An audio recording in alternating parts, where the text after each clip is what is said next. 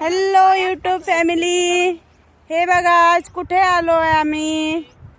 गौऱ्या वेचायला, रोडगे बनवायचे आहेत आम्हाला. हे बघा कोण कोण आलेलं आहे. हे बघा हाय करवा. हे बघा किती साऱ्या गौऱ्या वेचल्यात आम्ही. रोडगे पाडायचे, रोडगे या की तुम्ही पण खायला. बघा पूर्ण रान रान रान रान.